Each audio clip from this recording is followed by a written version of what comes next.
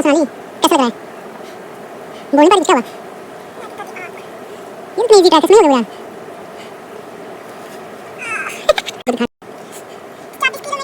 नहीं 24 दिन था। ये तो अपने लिए बोल रही है। 16 किलोमीटर बस। हाँ 16 जब बोल रहा हूँ मैं खुद को। चलो कोई बात, वो 300 मीटर था, मानिका बोल।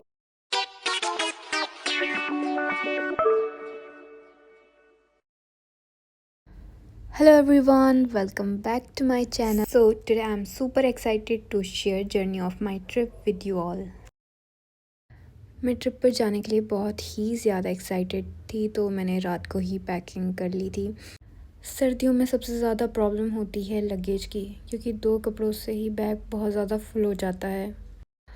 और अब मेरा बैग हो चुका है पैक। तो मेरी बस थी 3:30 पर, तो मैंने सोचा थोड़ी देर रेस्ट किया जाए, बट बीच में ही मुझे आ गया बस वालों का कॉल कि मैम बस जल्दी आ जाएगी, तो मुझे जल्दी से तैयार होना पड़ा। यहाँ पर इतनी ठंड भी नहीं है, तो ज़िपर पहनने की भी ज़रूरत नहीं है, और मैंने जल्दी से फिर कैब कर दी।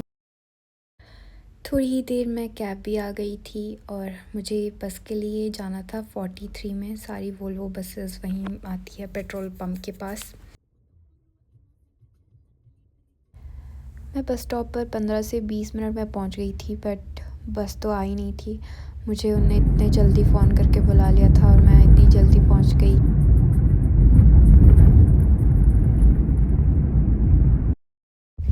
पहले मुझे लगा कि ये वाली बस है, पर ये वो नहीं थी। फिर थोड़ा वेट किया, और फाइनली बस 5 मिनट वेट करने के बाद बस आ गई थी, और बस चल पड़ी मनाली की तरफ। ओह याद आया, ये तो मैंने बताया नहीं कि मैं कहाँ जा रही हूँ। तो अभी सबसे पहले मैं मनाली जाऊँगी, उसके बाद मैं कसौल जाऊँगी, उसके बाद मैं खीर गंगा ट्रैक के लिए जाऊँगी। तो ये पूरा शेड्यूल है मेरी ट्रिप का। और अभी यहाँ पर बस ब्रेक के लिए रुकी है, बट मुझे तो इतनी नींद आ रही थी, तो मैंने सोना प्रेफर किया और मैं वापस सो गई। यहाँ से बस निकलने के बाद मुझे पता भी नहीं चला कि मैं मनाली कब पहुँच गई। आई गेस मैं 8:30 बजे मनाली पहुँच गई थी। फिर मनाली मॉल रोड पर मैंने अपने लिए रूम लिया। ये है मेरा रूम। फिर थोड़ी फ्रेश हुई, और मुझे 10 मिनट का नैप लेना था, पर वो 10 मिनट 2 घंटों में बदल गया। ये है मनाली मॉल रोड।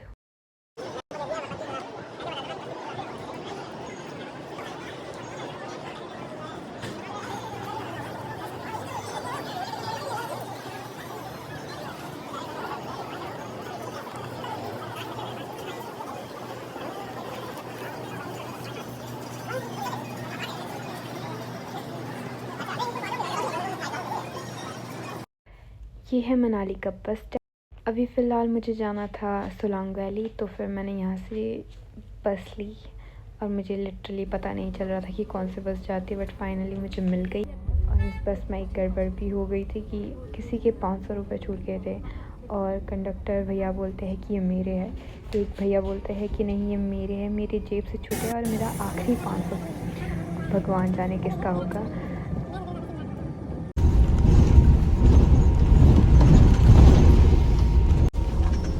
मेरी तो अभी भी ऐसे नींद कंप्लीट नहीं हुई थी। अब भी ऐसा लग रहा था बस सो के रहूँ, बट चलो घूमने आए तो घूम लेते हैं। और थोड़ी देर में हम पहुंच भी गए। मैंने सुबह से कुछ भी नहीं खाया था, तो सबसे पहले मैंने मैगी का ऑर्डर दे दिया। जब भी ऐसे घूमने जाते हैं, ठंड हो, पहाड़ हो, और साथ में मैगी हो, और क्या ही चाहिए। और यहाँ ठंड भी बहुत ही ज़्यादा थी।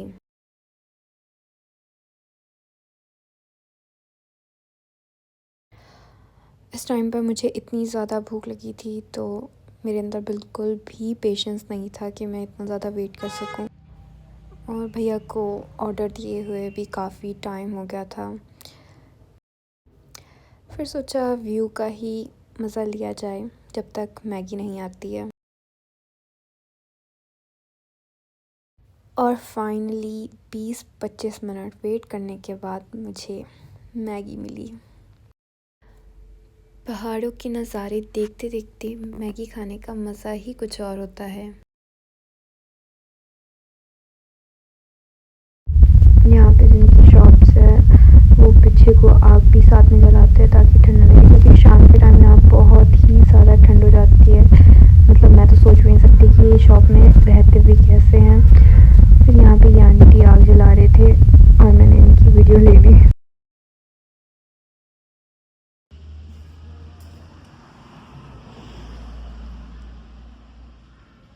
मुझे इस मिक्की माउस में जाना था बट जाने नहीं देंगे ये। यहाँ पे हो रही है कुछ एक्टिविटीज़, तो अब देखते हैं हम कौन कौन सी करते हैं। बहुत ही ज़्यादा ठंड हो गई है और मेरे पिंपल हो गए।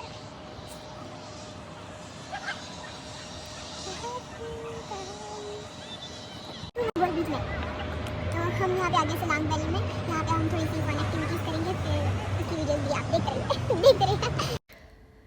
ये है मेन ग्राउंड सोलांग वैली का।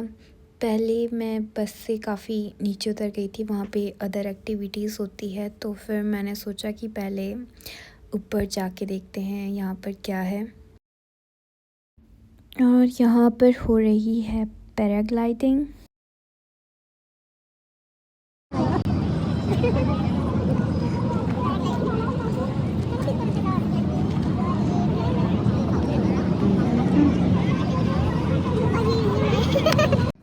यहाँ पर मेनली दो तरह की राइड थी, एक तो हॉट एयर बलून राइड और दूसरा पैराग्लाइडिंग।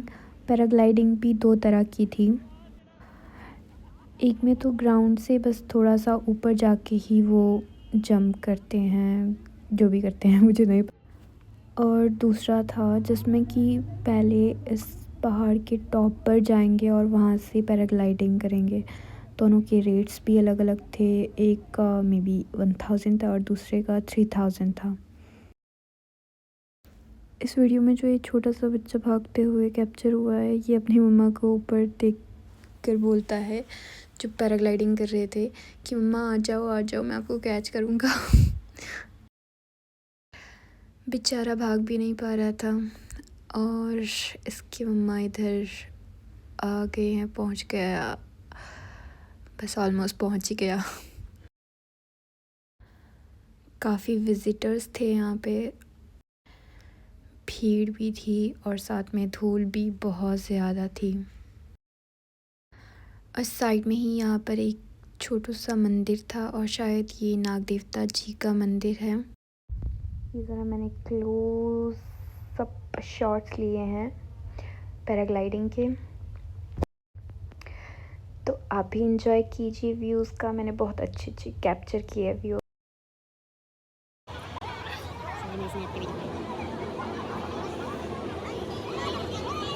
यहाँ पर लिखा है शोगली मनाली, और जो ये बनाए हैं इसमें बाहर से अंदर से ये बियर्स की बोतल और ये अमूल मिल्क, ये भी बियर्स की बोतल, ये मिल्क की बोतल, बिस्लरी की खाली बोतल से इसको भर कर रखा हुआ है।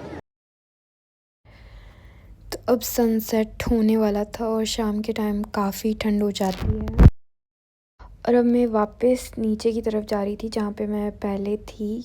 वहाँ पर भी बहुत सारी एक्टिविटीज़ करने को है। सबसे पहले तो मैंने जाइंट स्विंग किया, तो मुझे लगा कि कुछ भी नहीं होता है, बस ऊपर से नीचे फेंकते हैं और कुछ भी नहीं है। पर जब मैंने किया तो स्टार्टिंग के 2 स्विंग्स में जो डरी हूँ मैं बहुत ही ज़्यादा।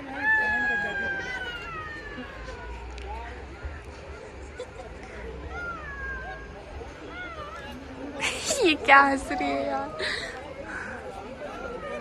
फिर इसके बाद मैंने ज़िप लाइन क्रॉसिंग की थी, उसमें मुझे डर नहीं लगता है क्योंकि वो मैंने पहले भी की है। बस ये 2 एक्टिविटीज़ थी जो मैंने की। फिर अब रात होने वाली थी तो मैंने सोचा इससे पहले पूरी सनलाइट गायब हो जाए तो फ़ोटोज़ ले लेते हैं, वीडियोज़ ले लेते हैं। फ़ोटोज़ वीडियोज़ लेने के लिए फिर हम एक अच्छी सी लोकेशन देख रहे थे क्योंकि सनसेट भी होने वाला था और साथ में बस भी आने वाली थी। बट यहाँ पर अगर किसी को स्कूटी बाइक चलाना आता है तो वो रेंट पे भी मिल जाते हैं, तो चला सकते हैं, जो कि मुझे आता नहीं है। और जिनको मेरी तरह व्हीकल चलाने नहीं आते हैं तो वो बस में आ जा सकते हैं। यहाँ पर कंटिन्यूसली मनाली से सोलांग वैली और सोलांग वैली से मनाली की तरफ बसेस आती जाती रहती हैं। थोड़ा घूमने के बाद और वीडियोस फ़ोटोज़ लेने के बाद हम आ गए रोड की तरफ बस के लिए। फाइनली फिर बस आ गई थी और हम वापस चल पड़े मनाली की तरफ। मैं जब चंडीगढ़ से निकली थी तो मैंने वेदर चेक किया था, उसमें दिखाया था कि मनाली का वेदर ख़राब है, बर्फ़बारी हो सकती है और मुझे उम्मीद थी कि बर्फ़ हो जाएगी बट बर्फ़ तो आई नहीं। और